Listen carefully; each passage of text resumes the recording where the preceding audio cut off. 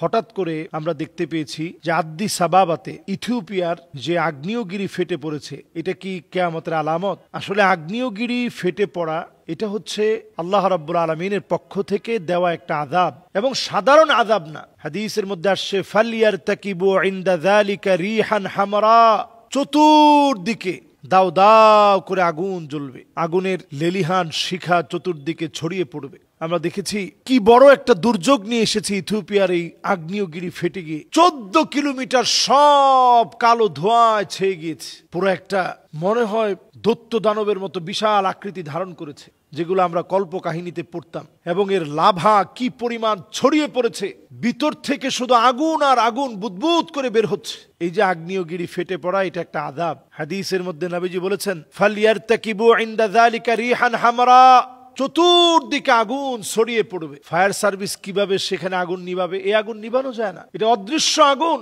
এবং নিঃসন্দেহে এই আযাবগুলো আল্লাহ রাব্বুল আলামিন দিয়ে থাকেন। এবং এই আযাবের ভয়াবহতা কেমন হয় একটু চিন্তা করেন। কোথায় রয়েছে?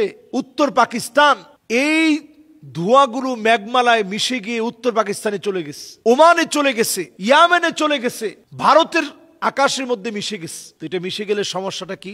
এই বিষক্রিয়া বিষাক্ত রূপ এটা পৃথিবীর মধ্যে যখন বর্ষণ হবে, শিলাবৃষ্টি হবে এই পৃথিবীর ভিতরে। যেই জায়গায় বর্ষিত হবে অনেক জায়গায় হয়তো উর্বরতা মাটি হারিয়ে ফেলবে, মাটির উর্বরতা ক্ষমতা কমে যাবে। এই পৃথিবীতে আশঙ্কা করা হচ্ছিল যে এল নিনো হবে এই পৃথিবীর ভিতরে। এল নিনো মানে একদিকের আবহাওয়াটা, একদিকের পানি ঠান্ডা, আরেকদিকের পানি যখন গরম হয়, তখন এই পৃথিবীর মধ্যে এল নিনো চলে আসে। তো এই পৃথিবীর ভিতরে যদি আগ্নেয়গিরি ফেটে পড়ে, অন্যদিকে যদি বন্যা লেগে যায়, অন্যদিকে যদি ভূমিকম্প হয়, এগুলো সিরিজ আকারে আল্লাহর পক্ষ থেকে আযাবের মহড়া।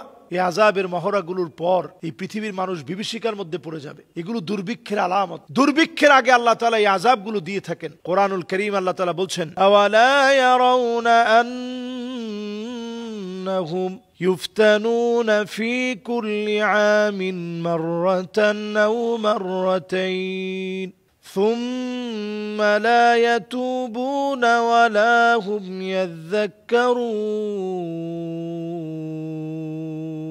প্রত্যেকটা বছরে আল্লাহ তাআলা একবার অথবা দুইবার এই ধরনের আযাবগুলো দিয়ে, বিভিন্ন রকম আযাবের মহড়া দিয়ে আল্লাহ তাআলা পরীক্ষা নেন। এরপর আল্লাহ রাব্বুল আলামিন এই আযাব গজবগুলো দিয়ে পরীক্ষা নিয়ে দেখেন কারা তাওবা করে ফিরে আসে, কারা আল্লাহকে স্মরণ করে। আমরা যদি আল্লাহকে স্মরণ করতে শিখি, আল্লাহ তাআলা এই আযাবগুলো আমাদের থেকে উঠিয়ে নেবেন, গজব থেকে হেফাজত করবেন।